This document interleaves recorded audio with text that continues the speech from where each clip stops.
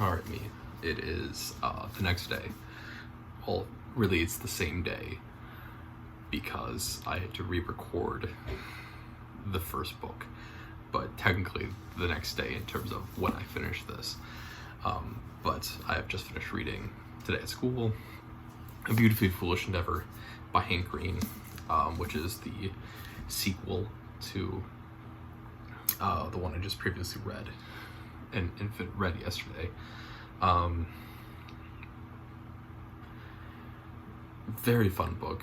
I think, right, the biggest change is that we've gone from reading just April's perspective to reading a whole bunch of different perspectives of really the kind of the main cast of characters that are involved in this,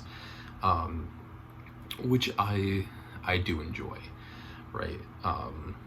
You know, as much as I talked earlier today about really enjoying kind of this character that April kind of becomes, of where, yes, she's an asshole, but also she is, because it's writing after the fact, she's becoming self-aware of it, versus this, in which,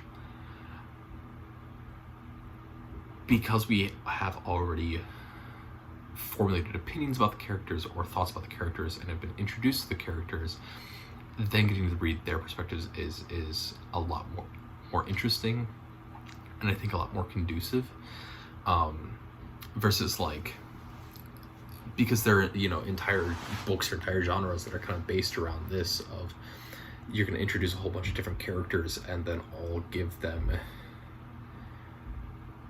their own perspective to read from. But if you're not already invested in all these characters, or a lot of times it feels like if there's not a clear through line, right, then it just gets kind of muddled, right? So yeah, so I think that was very well done. If that was, you know, what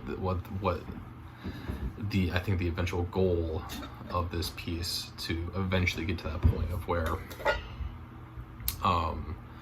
you know, it does make sense to write from all these different perspectives. Having the first piece just be from April's perspective and then this piece be from Evero's perspective, is a lot better. So yeah,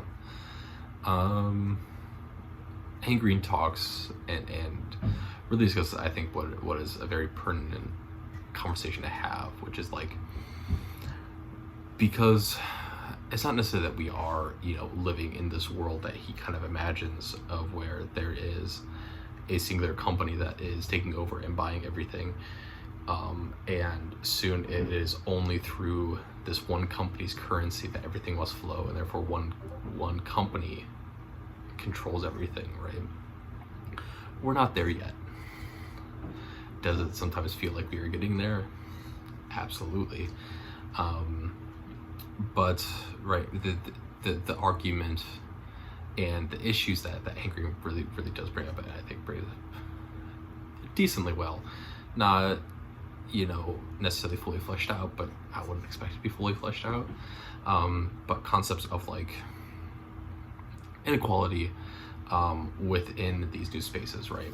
It's a constant thing in argument with capitalism, that because it is supposedly a free market, therefore anyone should be able to enter into the market and be able to buy or sell as they so desire, right? The issue with that is, of course, right, if you have a population that is already feeling financially strained or poor, then what are they automatically going to do? Well, they're always going to automatically buy the cheapest product, or the product that is going to be the most efficient for them, right? The problem becomes, right, if you are then also someone who is impoverished, or you don't have the means to create or to even have access to storing things, right? then it is only large companies that have already gotten in on the ground floor that then can, because they then also have the wealth and the infrastructure to then build and create, and it is therefore only them that get to sell things at the cheapest price, which then is also the only thing that consumers end up buying, right? It's this kind of constant cycle in which we can pretend, in which we can view that capitalism is always a free market, but that is certainly not the case, right? Which is why we get into things of, you know, late stage capitalism, and where this book eventually goes of one singular company basically creating a whole bunch of loopholes, or existing within a whole bunch of loopholes, and therefore is not subject to any sort of, you know, oversight by anyone, right? They can just do what they want, and they effectively get to be treated like their own country. Yeah. You know, it also, I think, touches on not necessarily just like, you know, startup culture or crunch culture, but rather this culture of work in which it is very often assumed that our work is our life, right? And I think my generation has done, you know, a pretty remarkable job at separating those two. But even then, right, in a space that is so competitive, right, is the work has to be your life. Otherwise, you know, they're just going to move on to someone else, right? And, you know, you see this with why there are factories, workshops, things like that, in countries that have burgeoning populations or have a lot of poverty-stricken populations that can get away with the treatment of the workers that they do, because there are so many people who are impoverished and are wanting to take any sort of work, that if you mess up, if you don't hit certain quotas, if you don't do X, Y, Z, right, then you're just going to get replaced, right? Which then leads to these kind of, you know, horrific working conditions that can exist. Yeah.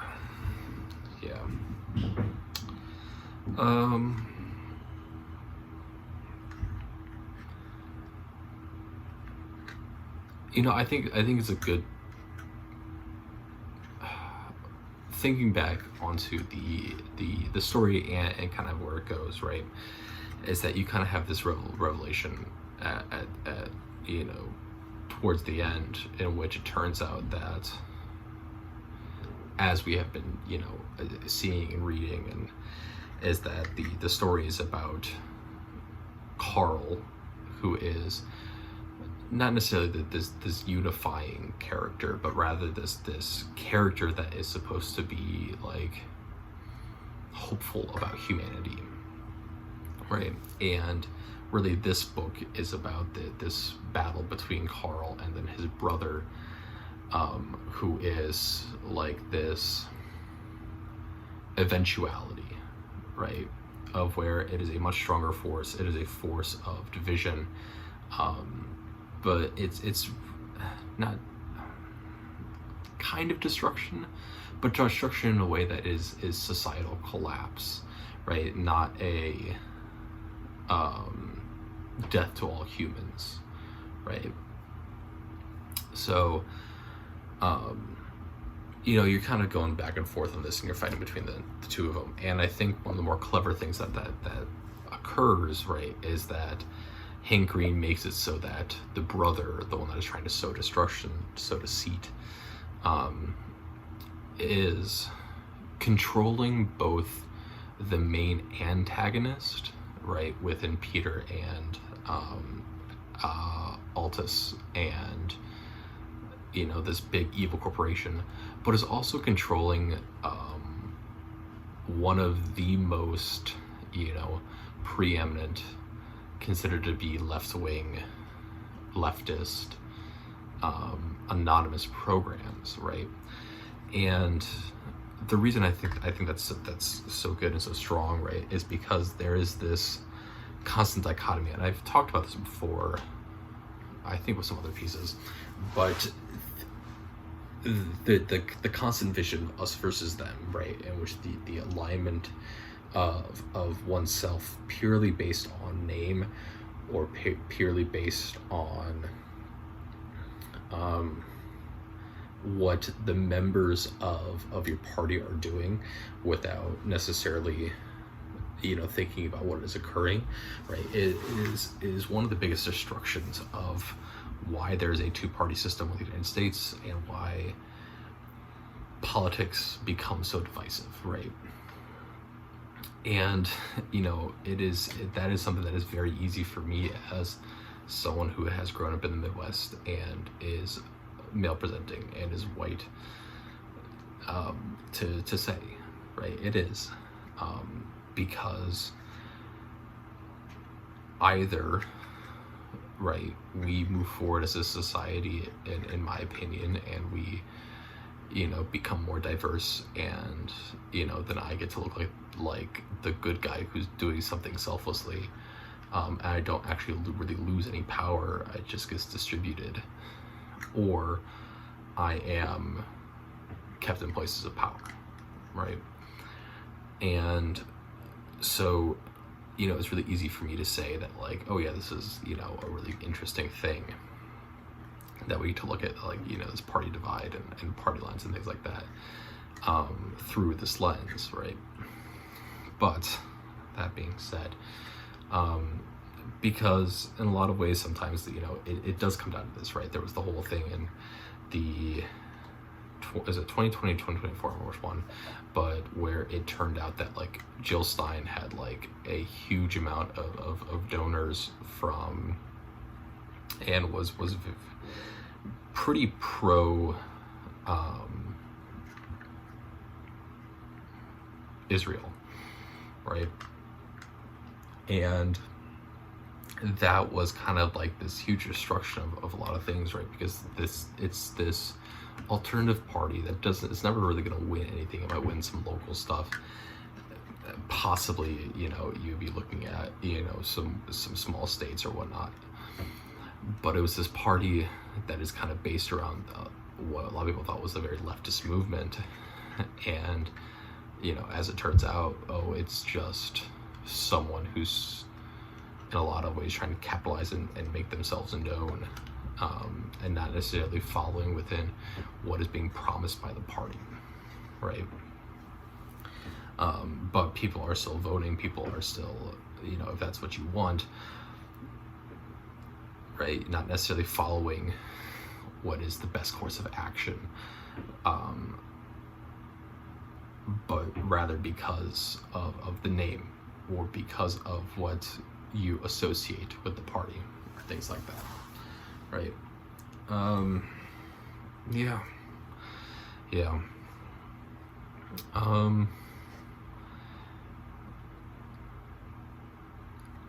I think the ending is pretty well done. You have a couple different points in which, I should say that, I think the ending is well done because I think when you look at this collectively, right, is that on to the average person that is existing, the introduction and then the death and then the reintroduction and then the death of the whole Carl saga, in which you find out that there's some sort of life form that is above you in some way, that is then can in some way be destructive, as well as that, you know, it can also attempt to drive you into subservience, and then it just goes and it's gone. And it is this fascinating little piece in which it's like, there is no physical reminders about, what has just occurred, right? Everything is getting kind of torn down. Everything is gone, right? And so all that's left is the mental reminders for the average person, right? Except for one person in April, right?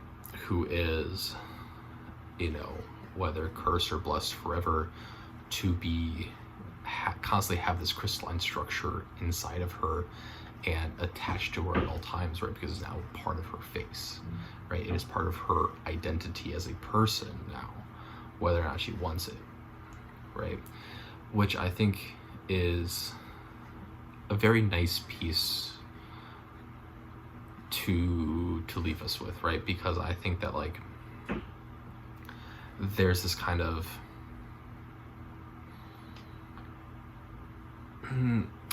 I would argue throughout the whole thing, right, is that you can argue in a way that the Carls do nothing, right? They're there and then they're gone. But the same events, not necessarily would have occurred, but a lot of the same, they would have ended up in the same spot without the Carls and without the brother in the first place, right? And so it's like a net negative thing, right? Because it is Carl showing up, and then all of the events that occur with Carl in the first book that then lead to this book even existing, right? And if Carl had never shown up in the first book, then none of this stuff would have ever happened, and they would still be progressing, and things would be fine, right? So having April May become basically a creature, an entity that exists as inherently a part of this structure, I think is a very, very nice touch. Yeah. Anything else to say? I mean, obviously you can compare the discussion on AI and it, because we feel that we have glimpsed into a world in which things are just done, and we don't have to think about them as possibly a decrease in economics and in labor force and things, right? Which, as a teacher, I've certainly already seen, whether I've been substitute teaching or actually in terms of classroom, or when I was student teaching or things like that, of where, because there's this understanding about what AI does and what it can do, there is a pretty severe lack of motivation in certain aspects of things, of where, like, for some people it's the ground level stuff of where just like, I don't need to know this, AI can do this stuff easily, or for some of the other students it is this higher level stuff of, well, I don't think I'm ever going to use this outside of this classroom, and therefore I'm not interested, and so I'm just going to let AI do stuff, right? And it's this viewpoint that Hank Green kind of points out of like this, if we view economics, if we view life as a set of just getting things done and accomplishing tasks, or creating or holding value, then the use of AI and the massive use of AI and just committing yourself to Altus makes a lot of sense, right? Because if the only goal is for you to be to hold some sort of value, monetary value, or the only goal is for you to just get things done, right? That makes a lot of sense because it's the easiest route, right? But if your goal is to invest in community, invest in yourself, invest in making the world a better place in some way,